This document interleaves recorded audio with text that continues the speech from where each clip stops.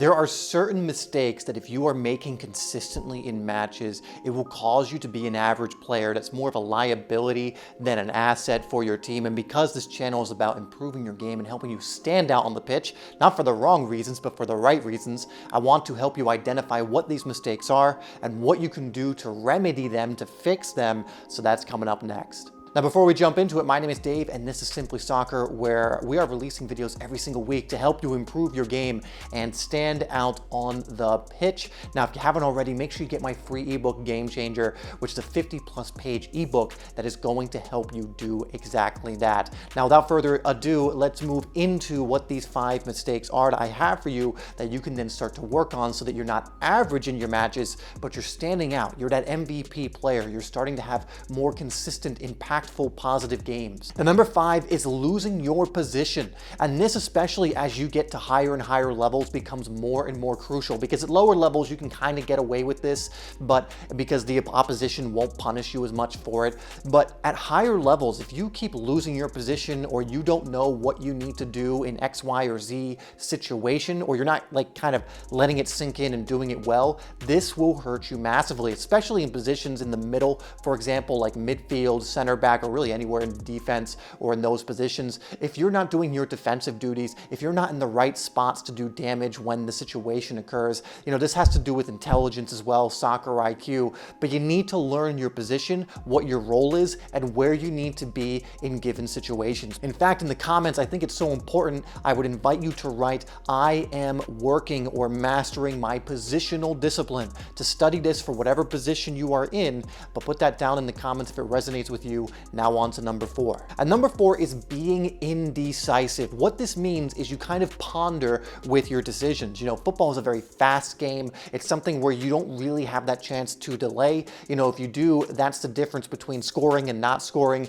putting your teammate in with a good ball and not doing it, or making a mistake or not in game where you lose the ball. You need to be decisive, and you work on your decision making, which leads to you being better at making decisions faster and the right decisions in training by doing things over and over again the right way, really training at game pace and in game scenarios. But you need to be decisive. If you keep doubting yourself, you keep delaying decisions, what's going to end up happening is you're not going to have much of an impact. You'll end up losing the ball. You'll end up having doubt creep into your game.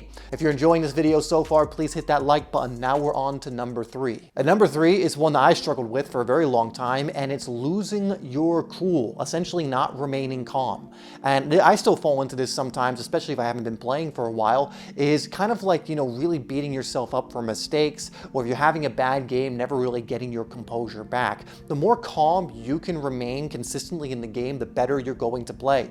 You can be a great player, but if you keep losing your head, you're not going to demonstrate that in the match, and it will keep you average. I'm sure you all know a player, maybe you know someone who's really gifted, really good, but they lose their head, they get angry, they make a mistake, and they immediately become half the player they could be if they stop doing that. Number 2 is playing too slow. Again, this is something as you get to higher and higher levels, you need to be able to play faster and more efficiently and make better decisions while doing it. That means things need to be quicker, they need to be crisper, they need to be cleaner. You need to know how to play 1 and 2 touch very quickly. Now, that doesn't mean you play fast all of the time. It also means knowing when to play quick and when to slow it down. But you need to have the ability to play quickly, because opponents will close you down faster. Space will close up quicker. That run that's being made needs to be played in that moment. Again, being decisive in those moments. And so you need to really learn to play quicker, make sure you can do all of the fundamentals as fast as possible, and be continually improving them.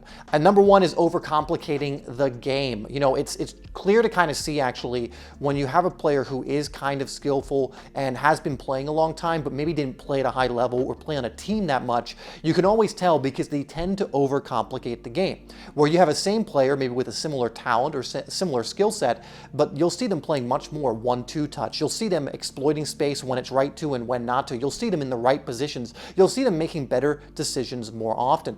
And this is because they're not overcomplicating the game.